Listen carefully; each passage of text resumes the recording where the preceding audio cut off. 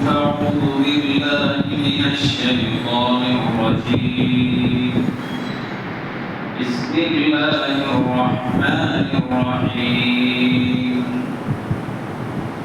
قاف والقرآن المجيد بل عجبوا أن جاءهم منذر منهم فقال الكافرون هذا شيء عجيب أإذا متنا وكنا ترابا ذلك رجع بعيد قد علمنا ما تنقص الأرض منهم وعندنا كتاب حفيظ بل كذبوا بالحق لما جاءهم فهم في أمر مريج أفلم ينظروا إلى السماء فوقهم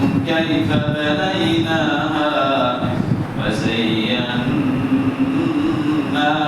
وما لها من فروج والأرض مددناها وألقينا فيها رواسي وأنبتنا فيها من كل زوج بهيج تبصرة وذكرى لكل عبد منيب ونزلنا من السماء ماء مباركا فأنبتنا به جنات وحب الحصيد والنخل باسقات لها طلع نضيد رزقا للعباد وأحيينا به بلدة ميتا كذلك الخروج كذبت قبلهم قوم نوح وأصحاب الرس وثمود وعاد وفرعون وإخوان لوط وأصحاب الأيكة وقوم تبع كل كذب الرسل فحق وعيد أفاعينا بالخلق الأول بل هم في لبس من خلق جديد. عن أبي هريرة رضي الله عنه قال قال رسول الله صلى الله عليه وسلم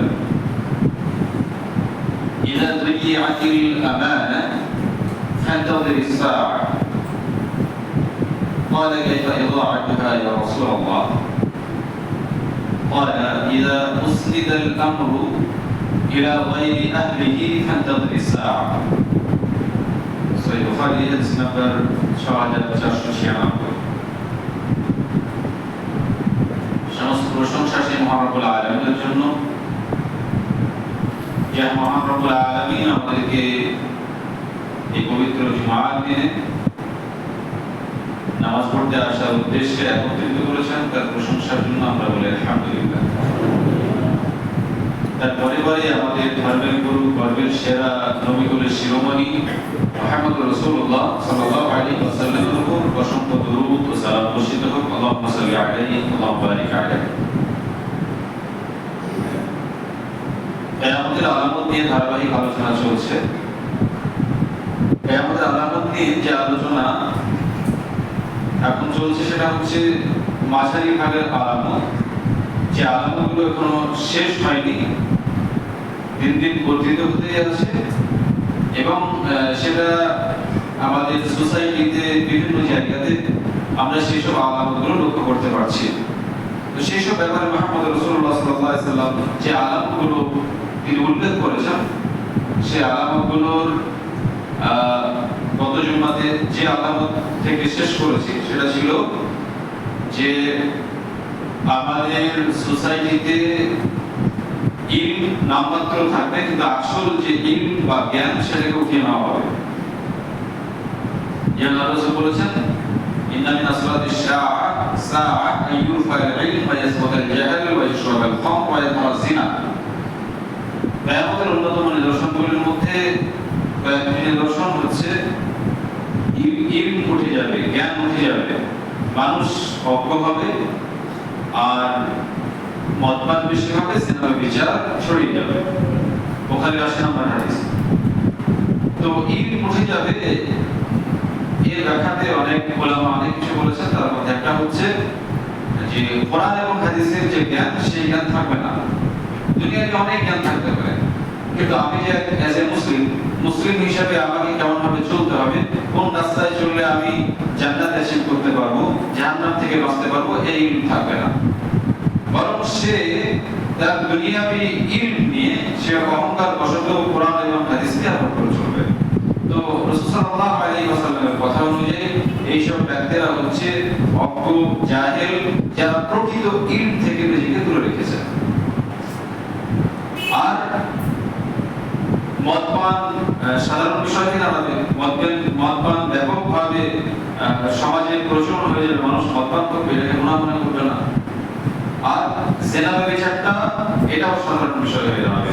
আল্লাহ রাসূল এগুলো কিয়ামতের আলামত হিসেবে উল্লেখ করেছেন। কিয়ামতের আলামত বর্তমান সময়ে অনেক শিক্ষিত মানুষের মাঝে বিদ্যমান। তার মাঝে একটা কথা বলে দিই, গতকালকে একজন ভালো ডাক্তার এবং সে ইসলামিক চর্চাও করে, কিন্তু তার চর্চা এমন জায়গায় তাকে পৌঁছিয়ে দিয়েছে যে কোরআন এবং সুন্নাহকে সামনে রেখে যদি ওই ডাক্তার সম্পর্কে বিবেচনা করা হয়, তাহলে ওই ব্যক্তি কাফের হয়ে গেছে।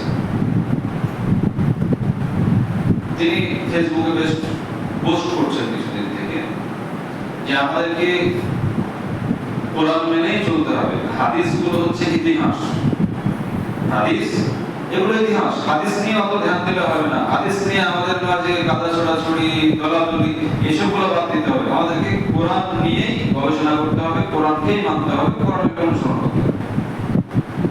তো কোনো ব্যক্তি যদি বলে যে হাদিস মানার দরকার নেই, শুধু কোরআন মেনে চললেই হবে, কোরআন অনুযায়ী জীবনযাপন করতে হবে, তাহলে সেই ব্যক্তি কোনোদিন মুসলিম হতে পারবে না। কারণ কোরআনটা হচ্ছে সংক্ষিপ্তে ওতে অনেক কিছু বর্ণনা করা হয়েছে, ওর ব্যাখ্যা বিশ্লেষণ হচ্ছে মুহাম্মদ রাসূলুল্লাহ সাল্লাল্লাহু আলাইহি ওয়াসাল্লামের হাদিস। আমরা যে ৫ ওয়াক্ত নামাজ পড়ছি, কোথায় আছে কোরআনে ৫ ওয়াক্ত নামাজ পড়তে হবে? নামাজ পড়ার কথা আল্লাহ তাআলা বলেছেন। আমি যে আল্লাহু আকবার বলে জানাচ্ছি, দোয়ায়ে সানা করছি, আল্লাহুম্মা বা'id বাইনি ওয়া বাইনা খাতায়ায়া, সুবহানাল্লাহি ওয়া বিহামদিহি ওয়া তাবারাকা ইসমুকা ওয়া তাআলা জাদ্দুকা, কোথায় আছে কোরআনে? এই যে জানাজা নামাজ পড়ছি, কোথায় কোরআনে আছে? তাহলে এইসবগুলো কোরআনে কোথাও নেই, এগুলো আছে কোথায়? হাদিসে। আর মুহাম্মদ রাসূলুল্লাহ সাল্লাল্লাহু আলাইহি ওয়াসাল্লামকে সম্বোধন করে আল্লাহ তাআলা বলেন, ওয়া মা ইয়ানতিকু আনিল হাওয়া ইন হুয়া ইল্লা ওয়াহয়ুন ইউহা। মুহাম্মদ সাল্লাল্লাহু আলাইহি ওয়াসাল্লাম কোনো কথা মন গড়া বলেন না যতক্ষণ পর্যন্ত তার উপর ওহী না হয়। মানে মুহাম্মদ সাল্লাল্লাহু আলাইহি ওয়াসাল্লাম মুখে যত কথা বের হয়েছে সমস্ত কথাই হচ্ছে ওহী। মানে কোন ব্যক্তি যদি বলে যে কোরআন মেনে চলতে হবে, হাদিস মানা যাবে না, বা হাদিস নিয়ে বাড়াবাড়ি করা যাবে না, যেটা সুবিধা মতো হয় সেই হাদিসটা মানো, আর যেটা তোমার সুবিধা মনে হয় না সেই হাদিসটাকে ছেড়ে দাও, তাহলে সে ব্যক্তি কাফের। অথচ তার মধ্যে শিক্ষা আছে। যারা এইসব কথাবার্তা বলে তারা অশিক্ষিত না, তারা অনেক পড়াশোনা করে, কিন্তু পড়াশোনা করতে করতে এমন জায়গায় পৌঁছে যায় যে শেষ পর্যন্ত সে কাফের হয়ে যায়, মুহাম্মদ রাসূলুল্লাহ সাল্লাল্লাহু আলাইহি ওয়াসাল্লামের হাদিসগুলোকে অমান্য করে বসে। আর মুহাম্মদ রাসূলুল্লাহ সাল্লাল্লাহু আলাইহি ওয়াসাল্লামের ভবিষ্যৎবাণী অনুযায়ী তিনি বলছেন, কিয়ামতের যে ভবিষ্যৎবাণী তার মধ্যে তিনি বলছেন, ইন্নাল্লাহা লা ইয়াকবিদুল ইলমা ইনতিজাআন ইয়ানতাজি'ুহু মিনান নাস ওয়ালাকিন ইয়াকবিদুল ইলমা বিকবজিল উলামা। আল্লাহ তাআলা মানুষের অন্তর থেকে এমনি ইলমকে ছিনিয়ে নেবেন না, জ্ঞানকে ছিনিয়ে নেবেন না। ওয়ালাকিন ইয়াকবিদুল ইলমা বিকবজিল উলামা। আল্লাহ তাআলা প্রকৃত জ্ঞানী ব্যক্তিদেরকে, আলেম সম্প্রদায়কে দুনিয়া থেকে উঠিয়ে নেওয়ার মাধ্যমে ইলমকে উঠিয়ে নেবেন, কোরআন এবং হাদিসের শিক্ষাকে উঠিয়ে নেবেন। হাত্তা ইযা লাম ইয়াতরুকা আলিমান ইত্তাখাযান নাস রুউসান জুহালা ফাসুইলু ফাআফতাউ বিগাইরি ইলমিন ফাদাল্লু ওয়া আদাল্লু। যখন এই পৃথিবীর বুকে প্রকৃত আলেম থাকবে না, উলামা থাকবে না, যারা কোরআন এবং হাদিসের জ্ঞানী পণ্ডিত, এরা এটা যখন থাকবে না, তখন কোন মানুষকে আলেম হিসাবে বিবেচিত করা হবে, আলেম হিসাবে সিলেক্ট করা হবে। আল্লাহ রাসূল বলছেন, সে না জেনে ফতোয়া দেবে, না জেনে মানুষকে বলবে যে এটা মানতে হবে, এটা করতে হবে, এটা করা যাবে না, এই কথাগুলো বলবে। আল্লাহ রাসূল সাল্লাল্লাহু আলাইহি ওয়াসাল্লাম বলছেন, এর নিজেও পথভ্রষ্ট হবে, মানুষকে পথভ্রষ্ট করবে। ও নিজে পথভ্রষ্ট হবে, মানুষকে পথভ্রষ্ট করবে নিজে, এবং যাদেরকে পথভ্রষ্ট করবে তাদেরকে সহ জাহান্নামে প্রবেশ করবে। সহিহ বুখারী হাদিস নাম্বার 100। তার মানে এমন একটি সময় আসবে যে মানুষের কাছে জ্ঞান থাকবে না, কিছু শিক্ষিত ব্যক্তি এমন থাকবে দু একটা কোরআনের আয়াত পড়বে এবং মানুষকে এমন ভাবে ব্যাখ্যা বিশ্লেষণ করে বুঝিয়ে দেবে যে দেখো কোরআনে ইয়া আছে, এরকম করে মানুষের মাথাকে পুরো খেয়ে ফেলবে, আর তাদের কথা অনুযায়ী সমাজ চলবে। আল্লাহ সাল্লাল্লাহু আলাইহি ওয়াসাল্লাম বলেন, কিয়ামতের এটা হচ্ছে অন্যতম দর্শন। সম্মানিত উপস্থিতি, সেই সময় আমাদের কাছে এসে পৌঁছেছে। অনেক শিক্ষিত ব্যক্তি, বড় বড় পণ্ডিত ব্যক্তি, আমার পরিচিত অনেক ব্যক্তি আছে এবং আমার আত্মীয়র মধ্যেও কয়েকজন বড় শিক্ষিত ব্যক্তি আছে যারা হাদিস মানে না, কোরআন মানে, এক ওয়াক্ত নামাজ নেই। কারণ কোরআনে পাঁচ ওয়াক্তের নামাজের কথা উল্লেখ নাই। তাহলে জুম্মার দিনের নামাজটা পড়লো, কুরবানি ঈদের পড়ে নিল, বাস, কোনো সমস্যা নেই। অনেক ব্যক্তি আছে শুধু নিজের স্বার্থ সিদ্ধির জন্য হাদিসকে অমান্য করে বসেছে। শুধু কোরআনের দলিল দিয়ে ও মনে করে যে শুধু কোরআন মানলেই মানুষ নাজাত পেয়ে যাবে। কিন্তু যারা এগুলো বলে মুহাম্মদ রাসূলুল্লাহ সাল্লাল্লাহু আলাইহি ওয়াসাল্লামের ভবিষ্যৎবাণী অনুযায়ী, এরা হচ্ছে জাহেল, এরা হচ্ছে মূর্খ। আর সেই সব মূর্খতা বর্তমান সোসাইটিতে বিভিন্ন রকম ভাবে বিরাজ করছে। অনেক সাদা মানুষ কিছু বুঝে না, এদের কথায় উঠা বসা করে এরা আস্তে আস্তে কাফের মুরতাদ হয়ে যাচ্ছে। অতএব সাবধান হবেন। কোন ব্যক্তি হাদিস সম্পর্কে কোনো যদি ডাউট করেন, আল্লাহ বলেছেন, আপনি বলছেন যে না এটা না মানলে হবে না, এটা মেনে কি হবে, এইরকম কথা যদি বলেন আর কোন হাদিসকে যদি অমান্য করেন, তাহলে আপনি কাফের হয়ে যাবেন। অতএব সাবধান, এগুলো কিয়ামতের নিদর্শন। মুহাম্মদ রাসূলুল্লাহ সাল্লাল্লাহু আলাইহি ওয়াসাল্লাম তিনি কিয়ামতের নিদর্শন বলেছেন। قال رسول الله صلى الله عليه وسلم إذا ضيعت الأمانة فانتظر الساعة. قال كيف إذاعتها يا رسول الله؟ قال إذا أسند الأمر إلى غير أهله فانتظر الساعة. আল্লাহ রাসূল বললেন, যখন আমানত উঠে যাবে তখন তোমরা কিয়ামতের অপেক্ষা করো। সাহাবারা বললেন, كيف إذاعتها يا رسول الله? আমানত কিভাবে উঠে যাবে? আমানত উঠবে কিভাবে? আল্লাহ রাসূল বললেন, ইদা উসনিদাল আমরু ইলা গায়রি আহলিহি ফান্তাযির সাআ। যখন অযোগ্য ব্যক্তিকে নেতা বানানো হবে, আমির বানানো হবে, ফান্তাযির সাআ, তখন তোমরা কিয়ামতের অপেক্ষা করবে। এই হাদিসের মধ্যে আল্লাহ সাল্লাল্লাহু আলাইহি ওয়াসাল্লাম বলছেন, যখন আমানতকে উঠিয়ে নেওয়া হবে তখন তোমরা কিয়ামতের অপেক্ষা করবে। আর সাহাবারা বললেন, রাসূল আমানতকে উঠিয়ে নেওয়া হবে এটা বুঝতে পারলাম না। কিয়ামতের যে আলামতের আপনি আলামতগুলো বলছেন, যে আমানত যখন উঠিয়ে নেওয়া হবে তখন কিয়ামতের অপেক্ষা করো। তো আমানত কিভাবে উঠিয়ে নেওয়া হবে? আল্লাহ রাসূল বললেন, যখন অযোগ্য ব্যক্তিকে নেতা বানানো হবে, যে জিনিসের যোগ্য সে নয় সেই জায়গাতে যাকে বসানো হবে, তখন তোমরা কিয়ামতের অপেক্ষা। এখন আপনাদের জঙ্গিপুরের মেডিকেল সুপার আছে, তো যিনি মেডিকেল সুপার আছে তার তো মেডিকেল সম্পর্কে নলেজ থাকে, তাই না? ও সম্পর্কে নলেজই নাই, ওই ধরনের কন্ট্রাক্টর, রোড কন্ট্রাক্টর, তোকে যদি মেডিকেল অফিসার বানিয়ে দেওয়া হয়, সুপার বানিয়ে দেওয়া হয়, তার তো সমস্যা, কারণ ওই ডিপার্টমেন্টে তো নয়। তো যে ব্যক্তি যে জায়গাতে বসানো দরকার সেই জায়গাতে না বসে অন্য জায়গায় বসিয়ে দেওয়া হয়, যে জায়গাতে যাকে বসানো দরকার তাকে না বসিয়ে অন্য কাউকে বসিয়ে দেওয়া হয়। আল্লাহ বলেন, ফান্তাযির সাআ, কিয়ামতের অপেক্ষা। সমাজে অনেক জায়গা আছে, অনেক জায়গা সম্পর্কে আমার কাছে রিপোর্ট আছে যে এমন ব্যক্তিদের কাছে নেতৃত্ব ছেড়ে দেওয়া হয়েছে, এমন ব্যক্তিরা নেতৃত্ব দেয় যাদের ব্যাপারে তাদের পরিবারের লোক সন্দেহ করে, তাদের হাতে নেতৃত্ব ছেড়ে দেয়। অনেক ব্যক্তিকে নেতৃত্বের আসনে বসিয়ে দেওয়া হয়েছে, সে নেতৃত্ব দিচ্ছে, কিন্তু তার ব্যাপারে তার পরিবারই বিশ্বাস করে না, তার আত্মীয় স্বজনই বিশ্বাস করে না। কিন্তু সমাজের লোক তাকে নেতৃত্বের স্থানে বসিয়ে দিয়েছে। আল্লাহ রাসূলুল্লাহ সাল্লাল্লাহু আলাইহি ওয়াসাল্লাম বলেন, তখনই আমানত নষ্ট হবে যখন কোন অযোগ্য ব্যক্তিকে নেতৃত্বের স্থানে বসিয়ে দেওয়া হবে। সহিহ বুখারী হাদিস নাম্বার 6496।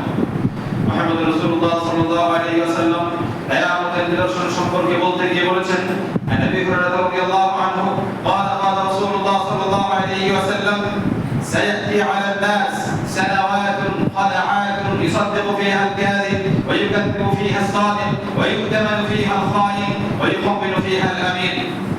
আল্লাহ রাসূল বলেছেন, এমন একটি সময় আসবে আমার উম্মতের কাছে, মানুষের কাছে এমন একটি সময় এসে উপস্থিত হবে, সানাওয়াতুল খাদাআত, মানুষের কথাবার্তা হবে ধোঁকাবাজিপূর্ণ, মানুষের কথার মধ্যে ধোঁকাবাজি থাকবে, মানুষের কথার মধ্যে প্রতারণা থাকবে। ইউসাদ্দিকু ফিহাল কাযিব, সেই সময় যারা গ্রেট মিথ্যাবাদী, যারা সবথেকে বেশি মিথ্যা কথা বলা হবে, তাদেরকে সত্যবাদী হিসাবে সমাজ বিবেচনা করবে। ইউসাদ্দিকু ফিহাল কাযিব, যারা মিথ্যা কথা বলে, যাদের কথায় কথায় মিথ্যা, সত্য যাদের কাছ থেকে পাওয়া যায় না, আল্লাহ রাসূল সাল্লাল্লাহু আলাইহি ওয়াসাল্লাম বলেন এদেরকে সত্যবাদী ভাবা হবে। ইউসাদ্দিকু ফিহাল কাযিব ওয়া ইউকাযযিবু ফিহা সাদিক, আর যারা সত্যবাদী, যারা সত্য কথা বলে, যারা মিথ্যা বলতে ভয় পায়, মিথ্যা বলে না এমন কি লোক খুব কম আছে, এমন লোক খুব কম আছে, কিন্তু হয়তো এক একটা বলে, মানে এখন মিথ্যা সবাই বলে, কিন্তু তুলনামূলক হয়তো কম বলে। আল্লাহ রাসূল সাল্লাল্লাহু আলাইহি ওয়াসাল্লাম বলেন যারা সত্যবাদী তাদেরকে মিথ্যাবাদী বলা হয়। ওয়াইউতামানু ফিহা খাইন, যারা আমানতের খেয়ানতকারী, যারা আমানত গচ্ছিত রাখে না, যারা আমানত নষ্ট করে দেয়, তাদের কাছে আমানত রাখা হবে। ওয়াইখাওয়িনু ফিহা আল-আমিন, আর যারা আসলেই আমানত ঠিকঠাক রাখে, যাদের মধ্যে কোন রকমের অন্যায় কিছু দেখা যায় না, যাদের কাছে আমানত রাখলে আমানত ওইভাবেই থাকবে, আল্লাহ রাসূল বলেন তাদেরকে আমানতদার ভাবা হয় না। ওয়ায়াতিকু ফিহা রুয়াইবিজা, আর সেই সময় নেতৃত্ব দেবে যারা রুয়াইবিজা, তারা সাহাবা বললেন এই লাও রুয়াইবিজা, ইয়া রাসূলুল্লাহ সাল্লাল্লাহু আলাইহি ওয়াসাল্লাম রুয়াইবিজা বলতে আপনি কি বলছেন একটু বুঝিয়ে বলুন, রুয়াইবিজা আমরা বুঝতে পারছি না। আল্লাহ রাসূল বললেন আর-রাজুলু দাফিকু ফি আমরিল আম্মা, রুয়াইবিজা হচ্ছে তারা যাদের কাছ থেকে সমাজ ভালো কিছু আশা করে না। আর-রাজুলু দাফিকু ফি আমরিল আম্মা, যারা জালেম, যারা দুষ্টু, যারা বদমাশ, যাদের কথাতে মানুষ দুঃখ পায়, যারা মানুষকে কষ্ট দেয়, এই জাতীয় জালেম প্রকৃতির লোক নেতৃত্ব দেবে, তাদের নেতৃত্বে সমাজ চলবে। আল্লাহ সাল্লাল্লাহু আলাইহি ওয়াসাল্লাম বলছেন এই ধরনের সময় আসবে, এই সময়গুলো হচ্ছে কিয়ামতের উন্নতির সময়। সিলসিলাতুল আহাদিস সহিহা হাদিস নাম্বার 578। এই হাদিসের মধ্যে আল্লাহ সাল্লাল্লাহু আলাইহি ওয়াসাল্লাম কয়েকটা ভবিষ্যৎবাণী করেছেন। তার মধ্যে একটা হচ্ছে যে মানুষ কথাগুলো বলবে তো কথার মধ্যে প্রতারণা থাকবে, কথার মধ্যে প্রতারণা, কথার মধ্যে ধোঁকাবাজি। অন্য হাদিসের মধ্যে আসছে মানুষের কথা হবে মিষ্টি, মানে আপনার সঙ্গে কথা বলে গায়ে মাথায় হাত বলে খুব মিষ্টিভাবে কথা বলবেন, ভাই কেমন আছেন, খুব মিষ্টিভাবে কথা বলবে। হয়তো আপনি ভাববেন যে এটা আমার বন্ধু, এটা আমার কাছের লোক, কিন্তু আপনার কাছে মিথ্যা কথা বলে, মিষ্টি কথা বলে অন্য জায়গায় গিয়ে আপনার বাঁচ দেওয়ার চেষ্টা করছে। মানে কথা মিষ্টি কিন্তু ওর ভিতরটা হচ্ছে হিংস্র ব্যাঘ্রের মতো, হিংস্র পশুপ্রাণীর মতো। এটা হচ্ছে আমাদের একটা নতুন প্রশ্ন। বর্তমান সমাজে অনেক মানুষ এমন আছে যাদের বাহ্যিকভাবে মানুষের সামনে কথা বলে, তখন ভাই ভাই করে কথা বলে, হেসে কথা বলে, কথা বলে তাকে সান্ত্বনা দেয়, কথা বলে তাকে খুশি করে দেয়, কিন্তু ভেতর ঠিক নেই, ভেতর খুব বাজে, ভেতরের অবস্থা পশু পক্ষীর মতো, হিংস্র পশুপ্রাণীর মতো। মুহাম্মদ রাসূলুল্লাহ সাল্লাল্লাহু আলাইহি ওয়াসাল্লাম বলেন এই ধরনের একটা সময় আসবে, মিথ্যাবাদীরা সব সময় সত্যবাদী হিসেবে বিবেচিত হবে, আর সত্যবাদীরা মিথ্যাবাদী হিসেবে বিবেচিত হবে। আর যারা আমানতের খেয়ানত করে, যদি আমি কাউকে 500 টাকা দিই বলে ভাই কালকে দেবো, তো দেখে দেবে না, বলে ভাই দিয়েছো, আমার কোনো সমস্যা আছে, খেয়ে নিয়েছি, দিচ্ছি 5 দিন পর। তো এই ধরনের আমানতের খেয়ানতকারীরা তাদের কাছে আমানত রাখা হবে, আর যারা প্রকৃত আমানতদার তাদের কাছে আমানত রাখা হবে না। আর ভিতর শ্রেণীর লোক দেবে যাদের কাছে সমাজ ভালো কিছু আশা করে না। মুহাম্মদ রাসূলুল্লাহ সাল্লাল্লাহু আলাইহি ওয়াসাল্লাম বলেছেন এগুলো হচ্ছে কিয়ামতের উন্নত নিদর্শন। তো এইসব বিষয়গুলো যেগুলো আল্লাহ সাল্লাল্লাহু আলাইহি ওয়াসাল্লাম বলেছেন এগুলো আপনাদেরকে মিলাতে হবে। আপনি পুরো পশ্চিমবঙ্গ তথা পুরো ভারতবর্ষ, আপনি ভারতবর্ষের অবস্থা দেখেন প্রায় জায়গায় যারা নেতৃত্ব দেয় বেশিরভাগ মানুষের মধ্যেই মুহাম্মদ রাসূলুল্লাহ সাল্লাল্লাহু আলাইহি ওয়াসাল্লাম যে কথা বলেছেন সেই সব কথাগুলো প্রায় চালু হয়ে গেছে, প্রায় শুরু হয়ে গেছে। মুহাম্মদ রাসূলুল্লাহ সাল্লাল্লাহু আলাইহি ওয়াসাল্লাম কিয়ামতের আরো নিদর্শন বলেছেন, لا يكونن من أمتي أقوام يستحلون الحرى والحرير والخمر والمعازف। সহিহ বুখারী হাদিস নাম্বার 5599। আমার উম্মতের মধ্যে কিছু সম্প্রদায় অবশ্যই আসবে يستحلون الحرى, যারা জিনা করবে, জিনাটাকে হালাল মনে করবে, والحرير, রেশমের কাপড় পরিধান করবে, এটাকে হালাল মনে করবে, والخمر, মদ পান করবে, এটাকে হালাল মনে করবে, والمعازف, গান বাজনা বাজাবে, এটাকে হালাল মনে করবে। এই হাদিসে চারটি কথা বলা হয়েছে। এক, জিনা করবে, এটাকে হালাল মনে করবে। দুই, রেশমের কাপড় পরিধান করবে, এটাকে হালাল মনে করবে। তিন, মদ পান করবে, এটাকে হালাল মনে করবে। চার, গান বাজনা বাজাবে, এটাকে হালাল মনে করবে। চারটে জিনিস চালু হয়ে গেছে। কোন মানুষ ভুলবশত জিনা করে ফেললো, এটা ভিন্ন বিষয়। কোন ব্যক্তি হঠাৎ করে পাপ করে বসলো, সে পরে অনুতপ্ত যে আমি এই ধরনের পাপ করে বসলাম, এটা এক ধরনের। আর এখানে আল্লাহ বলেছেন ইস্তাহিলুনা আল-হিরা, মানে জিনা করবে তো জিনাকে হালাল মনে করবে। এই কথাটা খুব মারাত্মক। কেউ জিনা একদিন দুদিন করে সে অনুতপ্ত যে ভুল করেছে, এটা একটা দিক। আর আরেকটা দিক হচ্ছে ওর লাইফেও কন্টিনিউ ভাবে জিনা করেই যায়, আর ও ভাবে যে আমার স্ত্রীর সঙ্গে যেটা আমি করি সেটাই আমি অন্য স্ত্রীর সঙ্গে করছি, অন্য মেয়ের সঙ্গে করছি, এটা হারামের কি আছে? আল্লাহ বলছেন যখন ওই হারামটাকে হালাল মনে করবে, আল্লাহ সাল্লাল্লাহু আলাইহি ওয়াসাল্লাম বলছেন এটা হচ্ছে কিয়ামতের অন্যতম আলামত, আমার উম্মত এই সাথে কাজ করবে।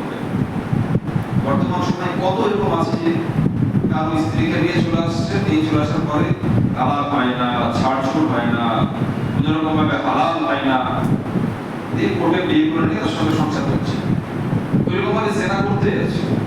কত মানুষ এরকম ভাবে আছে তাদের তালাক হয়নি, বিচ্ছেদ ঘটেনি, ইদ্যত পালন হয়নি, তারপরে নতুন করে আবার বিবাহের কোনো ব্যবস্থাপনা হয়নি, ওইরকম ভাবেই সংসার করছে। যে আমি বিয়ে চলে এসেছি, আমি কোর্ট থেকে বিয়ে করে এসেছি, সে জিনা করছে। অনেক মানুষ সংসার করছে তার পিতার অনুমতি ছাড়া, মেয়ের অনুমতি, মেয়ের বাপের অনুমতি ছাড়া বিয়ে করেছে, তিনি সংসার করছে, জিনা করছে।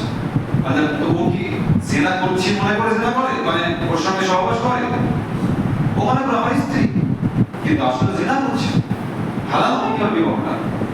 মুহাম্মদ রাসূলুল্লাহ সাল্লাল্লাহু আলাইহি ওয়াসাল্লাম বলেছেন ইস্তাহিলুনা আল-হিরা, জিনাকে হালাল মনে করবে, এরকম ভাবে হালাল মনে করছে। কারণ স্বামী বিদেশে আছে, দিব্য সুন্দর, তার সঙ্গে গিয়ে 1 বছর 2 বছর যতদিন স্বামী না আছে ততদিন পর্যন্ত জিনা বিচার করে যাচ্ছে, হারাম না করছে। ওয়াল-হারীর, রেশমের কাপড় পরিধান করছে, এটাকে হারাম মনে করছে। মানে ভিআইপি মানুষ আছে রেশমের কাপড় পরিধান করে, অথচ রেশমের কাপড় পরিধান করা মুহাম্মদ রাসূলুল্লাহ সাল্লাল্লাহু আলাইহি ওয়াসাল্লাম পুরুষদের জন্য হারাম করেছেন। তার সাথে সাথে বলি, পুরুষদের জন্য মুহাম্মদ রাসূলুল্লাহ সাল্লাল্লাহু আলাইহি ওয়াসাল্লাম সোনার অলংকার, সোনার কোনো জিনিস পরা হারাম করেছেন। এখন তো ফ্যাশন হয়ে গেছে যে জামাইকে সোনার কিছু দিতে হবে, জামাইকে সোনার আংটি হোক, হার হোক, দিতে লোকে কি বলবে? অনেক পরিষ্কার মানুষ আছে সেও দেয়, কোন বিবেকে দেয়? কারণ যে জিনিসটা হারাম, তুমি সমাজকে সন্তুষ্ট করতে গিয়ে, জামাইকে সন্তুষ্ট করতে গিয়ে, তার পরিবারকে সন্তুষ্ট করতে গিয়ে তুমি সোনার জিনিস দাও করতে পারে। তোমার জামাই তুমি সোনার আংটি করবে, তুমি পরিষ্কার দেখে মনে করছে যে আমার শ্বশুর তো দিয়েছে, 5 ওয়াক্ত নামাজ পড়া হজ করে এসেছে, আংটি দিয়েছে, ও যেটা হারাম ভাবতো তাহলে তো ওটা দিত না। যখন শ্বশুরের দেওয়া আংটি ও পরিধান করে, তো ও পরিধান করে যত পাপ করে সম পরিমাণ পাপ যিনি দিয়েছেন তিনি করে। যতদিন সোনার আংটি বলবো ততদিন পর্যন্ত ও শ্বশুর পাপ করে। অর্থাৎ যে জিনিসগুলো মুহাম্মদ রাসূলুল্লাহ সাল্লাল্লাহু আলাইহি ওয়াসাল্লাম হারাম করেছেন সেগুলো হারাম ভাবে না জেনে সেগুলো যদি আপনি হারাম মনে করেন তাহলে জানবেন যে কিয়ামত আমাদের সোসাইটিতে আমাদের সমাজে চলে এসেছে। তো রেশমের কাপড় এটা হারাম পুরুষদের জন্য, মহিলারা পাবে। ওয়াল খামরা, মদ পান হারাম। কিন্তু এখন তো দেখবেন যে অধিকাংশ মুসলিম ব্যক্তিরা, অধিকাংশ মুসলিমরা 80% মুসলিমরা মদ পান করে। আমাদের বিল্লানা এলাকাতে যে মদের কাউন্টারগুলো আছে বড় বড় সব শিল্পপতি আছে, বড় বড় ব্যবসায়িক আছে, প্রমোটার আছে, সুদখোর আছে। তো এই বেয়াদবরা মদের দোকানগুলোকে টিকিয়ে রেখেছে। প্রায় 70 থেকে 80% মদ বিক্রি করে মুসলমানদের কাছে। এই মুসলমানের বাচ্চাগুলো হারাম মনে করে যে না এগুলো তো গুনার কাজ, সেজন্য তো হোটেল খেয়ে যায়। কাদের বলছেন এগুলো কেয়ামত জানাম। 4 নাম্বার ওয়াল মাআসি, গান বাজনা বাজাবে এটাকে হারাম মনে করবে। অনেক মানুষ আছে মনে করে যে মোহাম্মদ রফিক মুসলমান ছিল, ওর গান শোনা হারাম। অনেক বয়স্ক মানুষ আছে, বয়স হয়ে যাচ্ছে, কবরে যাওয়ার সময় তাও ওই যে রফিকের গান শোনার শখ, বসে বসে রফিকের গান শোনে। আমাদের এলাকাতে আমি অবাক হয়ে গেলাম, এসা নামাজ পড়ে বেরিয়ে আসছি একটু দেরি করে, তো দেখছি যে কোনো ব্যক্তি নামাজ পড়ে এসে রেডিও নিয়ে, মানে খুব বিশাল রেডিও নিয়ে বেশ হাই ভোল্টেজে মানে পাওয়ারে বসে বসে রফিকের গান শুনছে। মানে ও ওটাকে হারাম মনে করে না। মোহাম্মদ রফি তো মুসলমান, অতএব ও যে গানগুলো বলেছে কোনো সমস্যা নেই, ওটা হারাম। মুহাম্মদ রাসূলুল্লাহ সাল্লাল্লাহু আলাইহি ওয়াসাল্লাম বলছেন, তো আমার উম্মত এইভাবেই ধ্বংস হবে, এইভাবেই হারাম জিনিসগুলোকে হারাম মনে করবে। এখন তো বিয়ে বাড়িতে ধুমধাম গান চলে, গান না চলে তো বিয়েই মানায় না। কোনো মানুষ গান সম্পর্কে ভালোভাবে যদি জানে, গান নিয়ে যদি গবেষণা করে, কোনদিন গান শুনবে। গানের মধ্যে এত অশ্লীল বাক্য আছে, এত নোংরা বাক্য আছে, আসলে মানেগুলো তো বুঝে না। যেমন কিছু কিছু গান আছে দেখবেন যে জান্নাত কি হুর নেই, কলেজ কি এক লড়কি, কি একটা ধরনের গান আছে না, যে আমার একটা কলেজের মেয়ে চাই, জান্নাতের হুর আমার দরকার নেই। যে জান্নাতের হুর একটা আমল যদি বের করে দেয় আসমান থেকে যদি একটা আমল বের করে দেয়, গোটা পৃথিবী চকচক করবে। এবং তারা যদি কোনো থুতু নিক্ষেপ করে, গোটা পৃথিবী সুবাসে ভরপুর হয়ে যাবে। আর সেই হুরের জন্য বলা হচ্ছে যে আমার জান্নাতের হুর দরকার নেই, কলেজের একটা মেয়ের দরকার আছে, প্রেম করে কলেজের মেয়ে। গানের মধ্যে এগুলো আছে। তারপর আরেকটা মারাত্মক গান আছে যে रब से पर्दा कीजिए कभी चुरा ना दे चेहरे का नूर, है ना। रब से पर्दा कीजिए মানে প্রেমিক প্রেমিকাকে বলছে যে তুমি তোমার আল্লাহকেও পর্দা করো, মানে তোমার যা সৌন্দর্য, তোমার সৌন্দর্য আল্লাহও ছিনিয়ে নেবে, মানে আল্লাহরও ওই মেয়ের প্রতি লোভ আছে। কোন ব্যক্তি যদি এইসব গান বলে, এই গান যদি শুনে, যদি ইসলাম থেকে খারিজ হয়ে যাবে, সে তো কাফের হয়ে যাবে। আল্লাহ সম্পর্কে এই ধরনের গান মুসলমানদের মুখে মুখে, ঘরে ঘরে, বিয়ে বাড়িতে এইসব গান বাজানো, আরো নোংরা গান আছে, ও গানগুলো বলাই যাবে না। মুহাম্মদ রাসূলুল্লাহ সাল্লাল্লাহু আলাইহি ওয়াসাল্লাম বলছেন, ওয়াল মাআসিফ, এই গান বাজনাগুলোকে, যে গান বাজনার উপরে লানত অভিশাপ, সেই গান বাজনাগুলোকে আমার উম্মত হারাম মনে করে। মুহাম্মদ রাসূলুল্লাহ সাল্লাল্লাহু আলাইহি ওয়াসাল্লাম বলেছেন, লা ইয়াকুনান্না ফি হাযিহিল উম্মাহ খাসফুন ওয়া qadfun ওয়া masfun যালিকা ইয়াশরিবুল খামর ওয়া ইয়াতাখুদুল গায়নাত ওয়া আযরাবু বিল মাআসিফ, সিলসিলাতুল হাদিস সহিহা, হাদিস নাম্বার 22 শরীফ। আল্লাহ রাসূল বলছেন, আমার উম্মতের মধ্যে কিছু মানুষ এমন আসবে, ইয়াশরিবুল খামর, এরা মদ পান করবে, ওয়া ইয়াতাখুদুল গায়নাত, নর্তকীদের কাছ থেকে গান বাজনা শ্রবণ করবে, ওয়া আযরাবু বিল মাআসিফ, গান বাজনা বাজাবে। যখন এই কাজগুলো করবে, তখন আল্লাহ তাআলা জমিনকে ধসিয়ে দেবেন, আকাশ থেকে পাথর নিক্ষেপ করবেন, চেহারাকে বিগড়িয়ে দেবেন। আল্লাহর আযাব স্বরূপ পৃথিবীতে এই আযাবগুলো আসবে। যখন মানুষ মদ পান করবে, নর্তকীদের কাছ থেকে গান বাজনা শ্রবণ করবে, গান বাজনা বাজাবে, আল্লাহ রাসূল বলেন এই আযাবগুলো আল্লাহ তাআলার তরফ থেকে এই সোসাইটিতে নাযিল হবে, সোসাইটির মানুষকে ধ্বংস করে হারাম করবে। অতএব আমাদের সোসাইটির 95% মানুষ গান শুনতে অভ্যস্ত। কেউ মনে করে যে মুসলমান গান গেয়েছে, অমুক মুসলমান এটা শোনা যায়, সেই হিসাবে কেউ শুনে, কেউ আনন্দ পাওয়ার জন্য শুনে, কেউ প্রেমিকাকে স্মরণ করার জন্য গান শুনে, বিভিন্ন রকমের গান শুনে। অনেক রকমের কোয়ালিটি আছে, আর গানেরও বিভিন্ন রকমের কোয়ালিটি, ভোজপুরি, বাংলা, হিন্দি, অনেক রকমের আছে, এক একজন এক এক রকমের পছন্দ করে।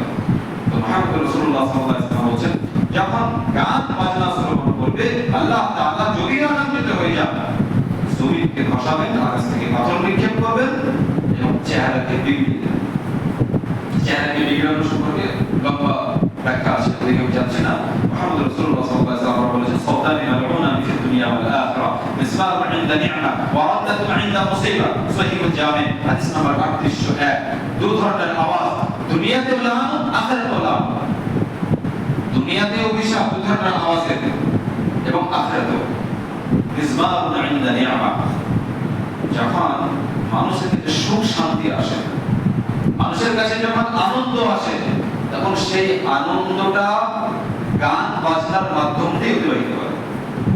বিবাহ একটা আনন্দের জায়গা, যে বাড়িতে বিবাহ হয় অবশ্যই আনন্দ হবে। সেই আনন্দ সম্পর্কে হাদিস আছে যে দুফ বাজাবে, দুফ জায়েজ। দুফ হচ্ছে এক মুখর ঢোল, মানে যেসব ঢোলগুলো বাজানো হয় এদিকে দুই দিকে চাপা লাগানো থাকে, আর দুফ হচ্ছে একদিকে চাপা লাগানো থাকে। সৌদিতে দেখবেন অনেকেই এরকম বাজায় না, দুফগুলো দুই দিকে থাকে না। তো যেগুলো দুফ, এগুলো বিবাহতে বাজানো যায়। বাজানো বলতে গেলে কি, বাড়ি বাড়ি বাচ্চারা খেলবে। কিন্তু গান বাজনা, ঢোল, তবলা, যত কিছু আছে এগুলো হচ্ছে হারাম। আর মুহাম্মদ রাসূলুল্লাহ সাল্লাল্লাহু আলাইহি ওয়াসাল্লাম বলেছেন, আনন্দের সময় মানুষ গান বাজনা করে, তখন আল্লাহ তাআলার আযাব, আল্লাহ তাআলার লানত তাদের উপর অবতীর্ণ হয়। আর আরেকটা হচ্ছে ওয়ারান্নাতু ইনদা মুসিবা, যখন কোনো মুসিবত আসে। আমরা দুনিয়াতে বেঁচে আছি, যত জীবন এখানে আছে, প্রত্যেক ব্যক্তির উপর 100% কোনো না কোনো সময় কোনো মুসিবত আসবে, কোনো না কোনো সময় মুসিবত আসবেই। সেই মুসিবতটা তার বাপকে আল্লাহ তাআলা উঠিয়ে নেওয়ার মাধ্যমে হতে পারে, স্ত্রীকে উঠিয়ে নেওয়ার মাধ্যমে হতে পারে, সন্তানকে উঠিয়ে নেওয়ার মাধ্যমে হতে পারে, তার অ্যাক্সিডেন্টের মাধ্যমে হতে পারে, যে কোনো বিষয়ে বড় বড় ব্যবসা চলছে সেগুলো ধ্বংস হওয়ার মাধ্যমে হতে পারে, যে কোনো মুসিবত আসতে পারে। তো ওই মুসিবতের সময় যখন সে হাহাকার করে, চিৎকার করে, আল্লাহ বলছে তাদের ওটা আল্লাহ। কারণ দুনিয়াতে থাকতে গেলে মুসিবত আসবে, এটা স্বাভাবিক বিষয়, আসবেই 100%। ধৈর্য ধারণ করতে হবে, ঈমানের পরিচয় দিতে হবে। তো আল্লাহ বলেছেন যে দুই ধরনের আওয়াজ, এক হচ্ছে সুখের সময়ের বাদ্য, যখন মানুষের সুখ আসে তখন গান বাজনা শ্রবণ করে, আর যখন কোনো আল্লাহ তাআলা পরীক্ষা করেন, মুসিবত আসে, তখন সে চিৎকার করে, চেঁচামেচি করে, হাই হুতাশ করে। আল্লাহ সাল্লাল্লাহু আলাইহি ওয়াসাল্লাম বলেছেন, এই দুই প্রকার ব্যক্তির উপরে আল্লাহ লানত, অভিশাপ, দুনিয়াতে অভিশাপ, আখিরাতে অভিশাপ। যাই হোক, কিয়ামতের যে আলামতগুলো বললাম, আল্লাহ তাআলা আমাদের সবাইকে এগুলো থেকে সতর্ক হওয়ার, এই বিষয়গুলো আল্লাহ তাআলা আমাদের উপলব্ধি করার তৌফিক দান করেন।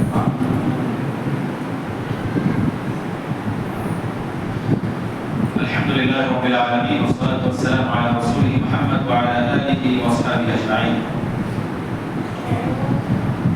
প্রত্যেক যুগে মুসলিমদের মধ্যে যখন দলাদলি, কোনো বিষয় নিয়ে মতানৈক্য হয়েছে, তখন সেই সমাজ, সেই সোসাইটি ধ্বংস হয়েছে। এর অনেক ইতিহাস আছে। আর কিয়ামতের একটা অন্যতম নিদর্শন হচ্ছে যে প্রত্যেকটা বাড়ির ভিতর ফিতনা প্রবেশ করে, ফিতনা। ভাই ভাই সম্পর্ক থাকবে না, আত্মীয়ের সঙ্গে এক আত্মীয়ের সঙ্গে আরো আত্মীয় সম্পর্ক থাকবে না, অনেক রকমের ফিতনা প্রতিটি কোণে কোণে প্রবেশ করবে। এই সমাজে আমাদের প্রত্যেকের উচিত হবে, আর এটা সব থেকে বড় চক্রান্তকারী যে, সে হচ্ছে শয়তান। শয়তান তো চায় যে সমাজের মধ্যে কোন রকম ভাবে বিভেদ সৃষ্টি করে একে অপরের মধ্যে দাবাদাবি করে দেয়, যাতে করে তারা ঐক্যের মধ্যে টিকে থাকতে না পারে। এটা প্রায় জায়গায় হচ্ছে, এই জায়গাটাও ব্যতিক্রম নয়। আমি আপনাদের প্রত্যেকের উদ্দেশ্যে বলবো, আমাদের মধ্যে কোনো ফাটল, মতানৈক্যের কোনো কাজ না করে। আমরা মুসলিম হিসাবে বেঁচে থাকবো, মুসলিম হিসাবে কারো ভুল হলে সংশোধন করে দেবো। সেই ভুলটার জন্য কারোর সঙ্গে শত্রুতা, কারোর সঙ্গে মতানৈক্য করা, তার পেছনে শত্রু লাগিয়ে দাও, এই কাজ থেকে আমরা করি। আল্লাহ তাআলা আমাদের সবাইকে সঠিকভাবে কোরআন এবং সুন্নাহ মানার তৌফিক দান করেন। আল্লাহ তাআলা আমাদের সবাইকে ফিতনা মুক্ত করেন। আমিন। আল্লাহ তাআলা আমাদের সবার মধ্য থেকে যত রকমের বিলানি আছে, ভিতরে শয়তানি ওয়াসওয়াসা আছে, এগুলো যেন আমরা বের করে ফেলে দিতে পারি, আমরা যেন পরিষ্কার পরিচ্ছন্ন হতে পারি, সেই তৌফিক আল্লাহ তাআলা দান করেন। আমিন। আকুলু কওলি হাযা আস্তাগফিরুল্লাহ